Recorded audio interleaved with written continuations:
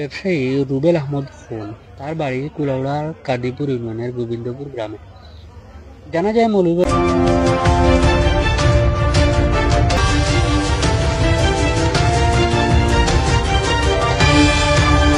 মৌলভীবাজার পৌর শহরের Shamshernagar রোডস্থ F Rahman trading এর স্বত্বাধিকারী রুবেল আহমদ দুর্বৃত্তদের হাতে খুন হয়েছেন।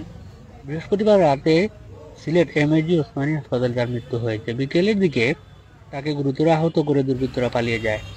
ওনার চিৎকার শুনে স্থানীয়রা সহ সিএনজি চালকরা উদ্ধার করে মৌলভীবাজার সদর হাসপাতালে নিয়ে গেলে কর্তব্যরত চিকিৎসক ওনাকে উন্নত চিকিৎসার জন্য সিলেট এমএজি ওসমানী হাসপাতালে প্রেরণ করেন।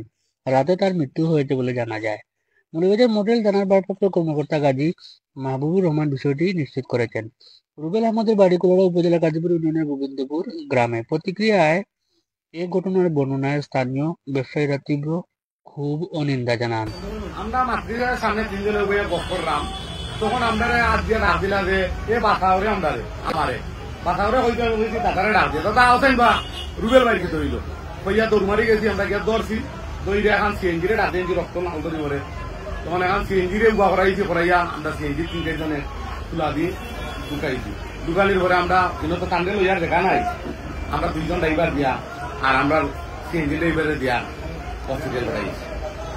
এর পরে আমি আর দাদাকে বিক্রম আইডিয়ার দামি যে দেখি কোনো মানুষ যাচ্ছি না না কোনো মানুষ না বাড়াই গেছি। এরপরে তো কইলাম যে তোমার বাড়িতে একটা খবর তো পরে দাদা এমন নকয় নাম্বার রান্না করলো মালিককে মনে হয় বলছে কর্মকারী নাই, দোকানে কোনো কর্মকারী নাই।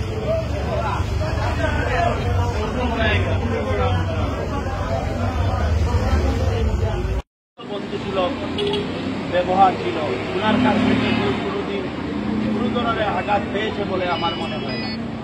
আমি বলতে চাই যে এই মৌলভীবাজার শহরের শান্ত শহরকে তারা অশান্ত করতে চায়।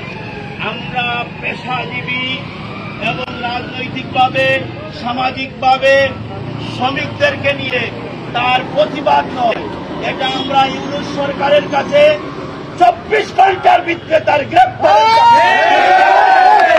মৌলভীবাজার শহর একটি শান্তিপ্রিয় শহর।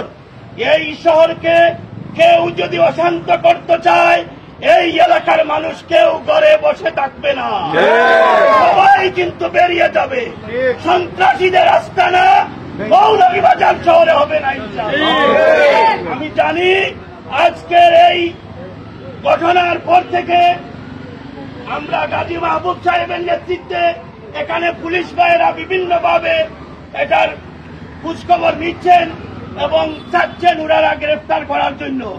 কিন্তু আমি বলবো এই ভদ্রলোককে যে হত্যা করেছে তাকে অতি সত্তর বিচারে আওতায় আনতে হবে, নতুবা ব্যবসায়ী সহ মৌলভীবাজারবাসী তাকে খুঁজে বের করে তার বিচার করা সম্ভব হবে। আমি জানি আপনারা ইনশাআল্লাহ ইতিমধ্যে এই সন্ত্রাসীকে গ্রেফতার করে বিচারের আওতায় আনবেন। ইনশাআল্লাহ আপনাদের প্রতি সেই বিশ্বাস আমাদের আছে। আমরা চাই না সবাই যারা এসেছেন, আমরা ব্যবসায়ী সমিতির পক্ষ থেকে সবাইকে ধন্যবাদ জানিয়ে আমার বক্তব্য এখানে শেষ করছি।